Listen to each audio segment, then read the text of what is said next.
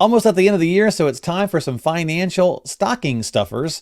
And we're going to talk with Donna this week and get some ideas and just have a little bit of fun on this episode. So stick around for all that and more on wisdom and wealth. This is Donna, and this is Jim, each with a family that had to begin again. As they've brought their worlds together, they've learned a lot about blending families and finances along the way. Now, they're here to help you take on this new chapter with clarity and confidence. This is Wisdom and Wealth, financial clarity for families in transition. Hey everybody, welcome into the podcast. Thanks for hanging out with Donna and I as we talk investing, finance, and retirement. And Donna, I got a list of some financial doodads and whatnot and products and things of that nature. And I thought we'd kind of use them as a little fun stocking stuffer idea. And you could kind of say, yeah, this is something you might want in your stocking, or maybe this is something you don't want in your stocking. I don't know, something like that. How you doing? Yeah, I'm good. How are you doing? I'm doing fantastic. Hope you had a good holiday with the first part of the holiday. It's become like this one massive thing, I think, right? Thanksgiving and Christmas, it just kind of runs together. It is true. And then I just felt like, I don't know, Thanksgiving was late this year. So like as soon as I got back to work, I was like, oh my goodness, it's December. Oh my gosh, we're in like the Christmas rush. Here we go. True. So putting a wish list out there for the listeners is my favorite. Like, let's just get that wish list out there. Finances or not. And let's see what we've got going on. Okay. Well, we'll do, I don't know, maybe 10 or so. We'll see. Yeah. Hopefully some actionable items for you guys to mess with a little bit here. So I'm going to be jumping back and forth on my screen so I can make sure I get the right ones, because we had a whole interesting list of stuff, but we'll just do 10 so we don't talk about this for like an hour and a half. So we'll keep it somewhat short. All right. So I'll start with the first one here. Is it something, a good thing to max out your retirement contributions? Is that a good stocking stuffer? You know what it is? I recently had a client that was getting like a year-end bonus, which was pretty nice from their employer. And so with that, right, we're like, wait a second, like, can we max out that 401k? Going back to say like, all right, how much if we don't take any pay, right, and use the bonus to offset the pay, how much can we save for the end of the year? So those who have that wonderful advantage, do it quickly. So you would have the ability to save, if you were under 50, 23,000 in your employer-sponsored retirement plan. If you're over 50, like myself, you have this beautiful thing called a catch-up. Yeah, I know, right? One advantage of turning 50 is a catch-up contribution. So that's another 7,500, which is fantastic. So all in, 30,500 if you can get there. Not chump change, right? I mean, if you're, say if you're 50, 51, 52, and you can do, max, if you can max 30,000 a year, let's say for 10 years, I mean, that's not chicken fee. Yeah. And so many of us, like what we call them the lean years, right? When we're younger and we're like have a full mortgage for 30 years and kids that we're saving for, and maybe we're thinking about going part-time so that they don't have to go into daycare, right? We didn't always have the ability to max out what our employer is offering us as an employee window of contribution. So when we get a little older and maybe they're out of college now, or at least in my case, 2 out of 6 kids are out. Like now, here we go. Yeah, it still doesn't mean we can max out every year. There's still 4 left, but we will get there. But this is the wonderful part. And even if you can't max out, again, always look at what your employer will be matching, and that will be your goal. Try to match what they do. Otherwise, I nickname it leaving money on the table. Yeah. Okay. So number 2, now diversifying on my list here is diversifying your investments. End of the year, is this something we want to be doing end of year or beginning of the year, or a little of both, or what? Yeah, literally, if we're talking, we'll stay on the same theme of employer-sponsored retirement plans. Many of times you can make investment changes once a month, right? Sometimes even more often, right? What I like to say is do it as soon as you can, right? Because many of my clients I'm finding started saving, right, when we say during those lean years, right? So we're just putting in, we don't really have time to pay attention to the 401k or 403b. So we use target date plans, right? Or target date mutual funds. I'm going to retire when I'm 65. That is year 2040. And then here we go. Well, that's a great, set it and forget it solution, right? But sometimes we have to be a little bit more strategic. And as we age, we have bigger balances in there. So that's more money being influenced by just one holding. And those portfolio managers, although I know many of them who are very talented people, they're not making quick changes, right? Because those positions are held between almost all of their 2030, 2035, 2040, 2045. So they're very, very cautious with any changes.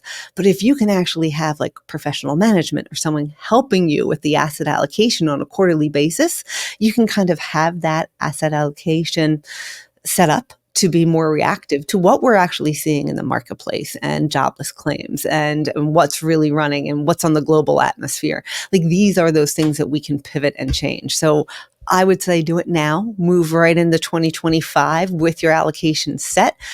Check it and 2 weeks into January. That's when lots of all of the research come out for quarter one, like what we're about to be doing. And then set it up quarterly. Sign up with your financial professional to just say, okay, did anything change? Should I be swapping out small cap for mid cap? Things like that to keep yourself really current outside of just maybe having the first third of your 401k and a target date plan if that's what you wish. Yeah, good stuff for sure. All right, so we got a lot of these, so I'm going to keep moving right along. I won't expand too much on that because you do such a great job of breaking it down for us. What about reviewing the old Social Security strategy here as a stocking stuffer? For so many people, this is an easy one. You can be sitting there listening to the radio, watching TV, go on ssa.gov, pull your statement. Quick, Okay. we save some time. Just pull that statement, take a look. Many of times they're not mailing them to us anymore. So make sure you have a profile with Social Security. Pull yours, pull your spouse's. Because just like in my case, when my husband passed, it was his Social Security that came out as a benefit for my children. So if I didn't have that amount, I would have no clue what to count on. Gotcha. Okay.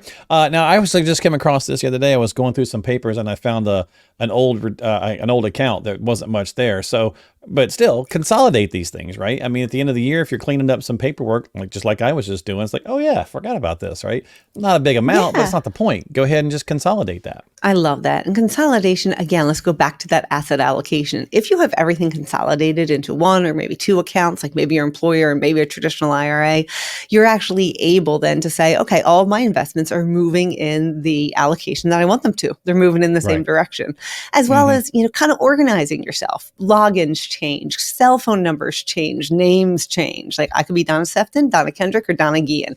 It changes, right? Like, so it's crazy, isn't it? You should see when I reserve a table, I don't even know what I put it under. I don't even, who am I? Yeah. I'm like, is it Sefton? No. A Guillen? No. Kendrick. I'm a Kendrick. Here we go. Who am I? But that's a big thing too. And so you always have three choices with employer sponsored plans. You can leave them where they are. You can roll them into your current employer. You can roll them out into either a traditional or a Roth IRA. Traditional goes to traditional, Roth goes to Roth. And always take that evaluation of how much is it costing me? Do I like the platform it's in? Do I like the investments? And that's, we call it best interest analysis. What is it really going to cost me to manage this well? Yeah, no, I don't envy you ladies on that aspect of the name change stuff. That's never lots of fun, but it gets kind of confusing. But all right, moving right along here. Time to revisit the old estate plan, right? So certainly, at the end of the year, maybe you had a new grandchild come along this year. You want to update some stuff, whatever. Yeah, and lots of times it's managing, where is it? Can I find it? Does the executor know where it is? And if you can't find it, get yourself to the attorney, right? But no, lots of those things are those name changes, right? Guardianship for our kids. Like I remember the guardian I selected after my first husband passed. I selected her because she didn't have any kids. She'd be willing to move into my kid's school district, right? Well, if that was the same right now, she has her own child in her own school district, and it probably wouldn't have worked well, right? She is in complete sweet overwhelm with her own kid. So maybe those are things that guardianship you have to take a look at. But you always want your state documents, your will, your healthcare directive, your power of attorney. That healthcare directive and power of attorney, that might be one thing you want. And also reach out to your estate professional, your lawyer, and make sure too that you would have access to online documents. That's one thing that a general power of attorney might not cover. Yeah, for sure. Good stuff indeed. Making sure we're just kind of cleaning that stuff up, especially at the end of the year. And you talked earlier about maybe end of the year bonus for some people, that kind of thing. So maybe look at using some of that to boost your emergency fund, right? Yeah. Tweak that up a little bit. Maybe, look, you got a year-end bonus. You want to have a little bit of fun with it. Maybe that's fine. But, maybe, I don't know, just kind of split it a little bit or do some sort of percentage where you can have a little fun money, but you also still kind of shore up that emergency account. Yeah, and for so many of us, like, listen, we don't like credit card debt. Like we say it, right? Like, and sometimes interest rates It can be feels really, really good not to high. have it, man. It really does. It Like I paid mine does. off like last month and I was like, yeah, this is great. Look at me. You know? Yeah, exactly. And some people will borrow from the emergency fund to pay Sure. off that credit card, knowing a bonus is coming in, right? But then do we replenish it? And is it in the right spot? Is it sitting in a high yield, which might get us a nice return right now for cash, all Hmm. FDIC insured, like things like that. But if you borrow from that emergency fund, pay it back. That's your Yeah. first priority. Again, if Yeah. you're on your own, probably about 6 months of what it costs you to be you, your basic living without going on to more credit cards. And if you're couple and both are bringing in an income that's pretty reliable, then about 3 months of what it costs you to be you. Yeah. I love that too. What it costs you to be you. That's a good way of breaking that down. You dropped that one on us a couple podcasts ago. I was like, oh, that's awesome. I love that. Oh, thanks. All right, so going into the new year, right? So you're probably not going to get time this, right now as the year's winding down, everybody's busy, blah, blah, blah. But get yourself on the calendar with a financial professional. Get a financial checkup in the first quarter of the new year. Yeah, I love that. And we annually meet with our clients. Many of times it's happening around March, April, because people have their documents out. They're ready for their taxes. They're in that mindset, right? Yeah. And then they kind of put it on the back burner, right? So get a refresher, right? Just get a refresher. Listen to this podcast, write a checklist of 10 things I need to do. And what do we want to talk to Donna with as soon as you come in at the beginning of the year? And also do that too with your own employer benefits. Have on the calendar when there's open enrollment for your employer benefits. It could be October, it could be November, sometimes it's July. And Yeah. sign up with your financial professional to review those about 30 days before they have to, quote unquote, be due. Okay. All right. Now, this next one could change a little bit, Donna, taking on to this next conversation piece, because we, now that we know who our president-elect is, one of the things with Roth conversions I wanted to bring up is the window was closing or still could be closing, right? It could be sunsetting with the tax code in 2025, at the end of 2025. So just next year, 1 month or 1 year from basically the time we're dropping this, it could be ending, or it may not now because we have the same person coming in who got that put into place to begin with. So if they do extend the TCJA, which certainly is going to be on the table, even if it's for a short period, whatever the case might be, that could be a good thing for Roth conversions, because then you get more time. You can Roth over time with a good strategy versus trying to maybe convert too much in this final year and bumping yourself a tax bracket.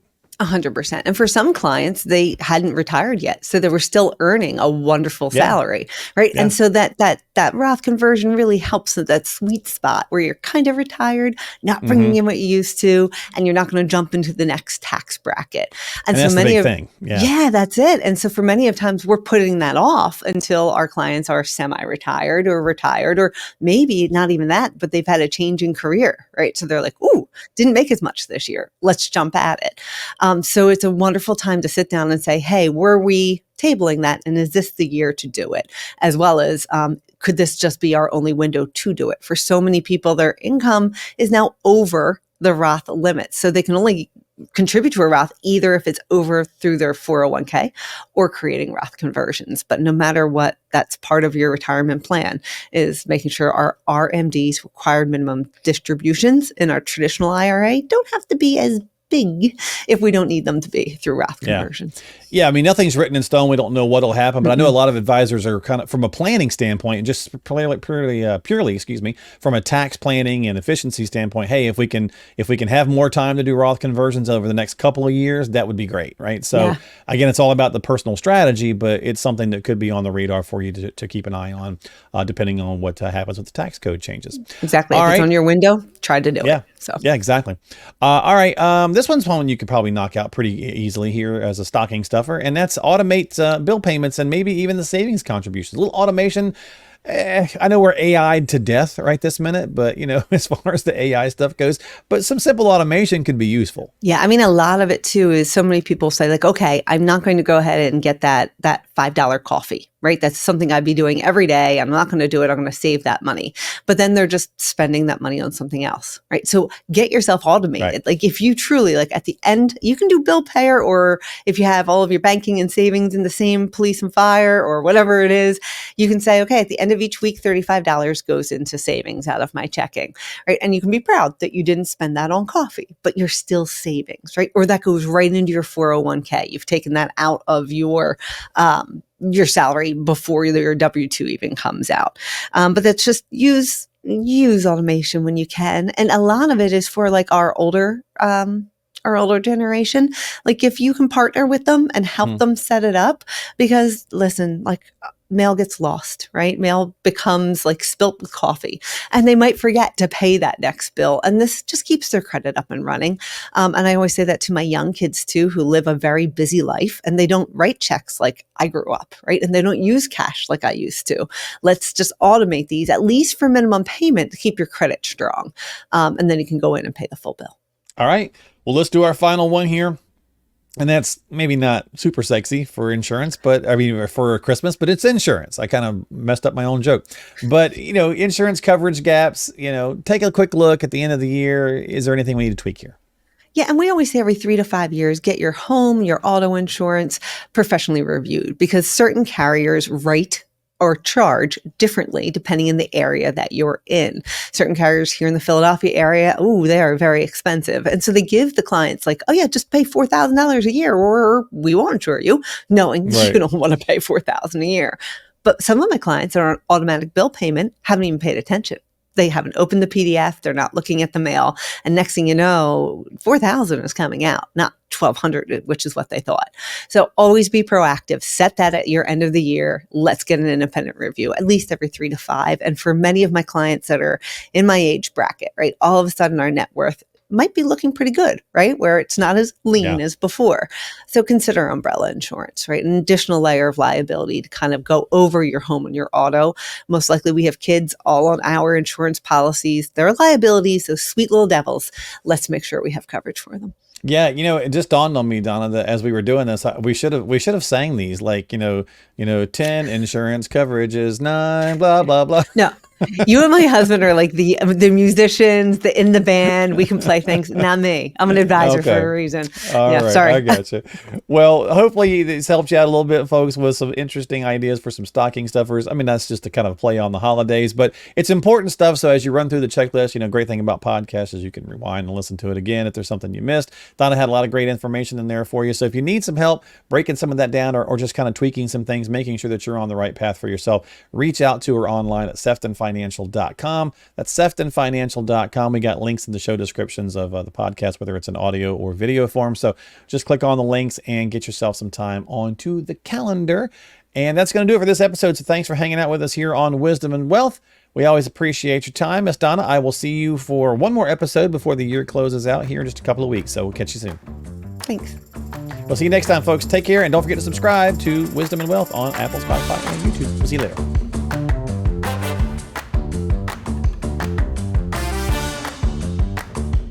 Registered representative offering securities through Cetera Financial Specialists, LLC, member FINRA SIPC. Advisory services are offered through Cetera Investment Advisors, LLC. Cetera is under separate ownership from any other named entity. Sefton Financial, LLC and Cetera are not affiliated. Sefton Financial is located at 8200 Flowertown Avenue, Suite 1B in Windmore, Pennsylvania, 19038.